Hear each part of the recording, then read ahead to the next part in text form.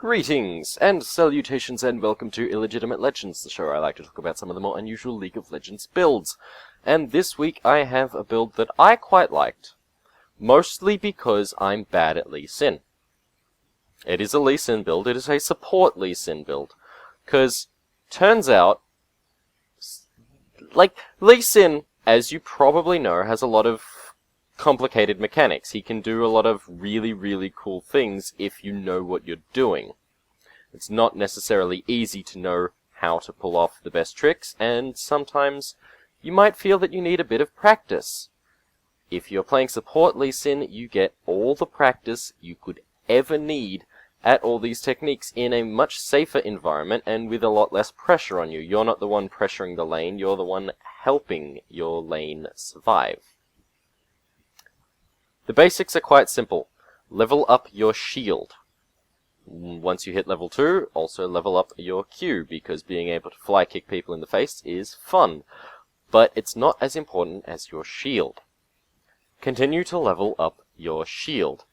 Place wards, level shield. Are you seeing a pattern here? Basically, you have two main roles, which are both applied through the liberal use of your shield. See, this is important.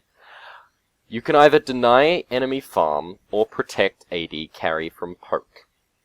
Your shield should be sufficient at almost any level to protect your AD carry from one major hit, one poke ability, or 1.5 auto attacks. Maybe one auto attack and one support auto attack. It's a reasonably powerful shield, all things considered. Protecting your AD carry from poke, obviously, is quite useful. It means that your AD carry can farm with less risk, and if there's any real engagements in the bottom lane, you'll win out. Unless they've got very hard CC against you, you'll win out in that particular engagement. Denying last hits is a lot harder. It's very specific circumstances in which you'll be able to pull it off. Obviously, you need the enemy to be going for a last hit, but you also need to have minions dealing a lot of damage to that same target, and if the target's too low and they are too strong, you won't pull it off anyway, so you're going to have to pick your moments, otherwise you're just wasting your 6-second cooldown on your shield. When you pull it off successfully, however, you can deny, in particular, cannons. You deny a cannon minion from the enemy, whereas your team gets it. That is farm advantage. Fairly significant, all things considered. If you continually pull off said trick, you can end up a few hundred gold ahead of your opponent. It's not a massive advantage, but it is enough to make a difference toward the later game. That's what it's all about, really. If you win the late game, you've won the game. So, taking that advantage can mean the difference between victory and defeat. Not by much, but it can. The build is quite simple. You will not get much gold. You will not last hit, and when you reach the point in the game where you last hitting is no longer an issue, your farming skills will be incredibly weak. Like, really slow farm. It's almost no point. Give it to someone else who can kill the minions faster than you can, because you are not going to do it. Like I said, it's a fairly simple build. First, get your Ruby Sightstone. That item will give you a significant gold advantage. If you rush a Ruby Sightstone, whereas the enemy support does not, and quite often you'll find that they want aura items first, or they're rushing a gold getter. If you get that Ruby Sightstone first, or just that Sightstone, you're getting free wards. Free wards means you don't have to waste the very precious money you have on constantly buying 3 wards every time you B. You really only need to buy 1. That means that you can get away with not having a gold getter, and the reason you don't have a gold getter is because Lee Sin there's not a fit there. The closest thing to a reasonable selection in terms of gold getters for Lee Sin is actually a Cage's Lucky Pick.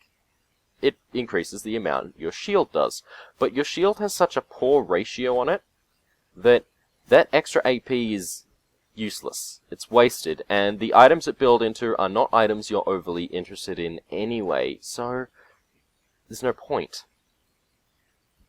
So once you get your Sightstone or your Ruby Sightstone, build your shoes. I recommend cooldown reduction because shields. It's what you're here for. Might as well do it well. Then immediately start your Runic Bulwark and take it all the way to the top. It's going to take a long time. You'll probably be level 13 or 14 and everyone else level 16 before you finish it. It's, like I said, it's poor man. Once you've got those items, your core is set. You're providing a bonus to your team, you're reasonably tanky, in fact, fairly surprisingly tanky, and you have everything that you need to do what Lee Sin does best, and that's just flip around and mostly irritate the enemy team. You won't be getting kills, of course. You don't have the damage to do that, but at the same time, you can kick people right out of team fights, or kick them into team fights. Displacement from Lee Sin is actually really, really useful, and if you give it a little bit of thought, think about what your plan is, you can pull off some really, really good tricks. I know, because I've done it, and I am the worst Lee Sin player. If I can do an amazing kick, so can you. The rest of the items are basically your choice. You could build into damage at this point. I decided to continue for auras. I went for a Zeke's Herald. Still wish it was a Stark's Fervor. I know. It's been a long time, but I'm not over that yet. A Zeke's Herald, followed by what I was going to get, and never actually played a game which I got it. I was going to get the Locket of the Iron Solari for that extra shielding potential. Basically, I just wanted to throw all the auras on Lee Sin. That gives him a large amount of health, making him reasonably tanky. Means he's capable of pulling off all sorts of fancy tricks, and his team around him will be incredibly strong. All the defenses, all the extra damage. That was my plan. Like I said, never actually got to pull it off, but it was a thing that was good. It was a plan that was working. I won half my games as this build, which means that it is not necessarily the strongest in the world. It can easily be outclassed by Leona.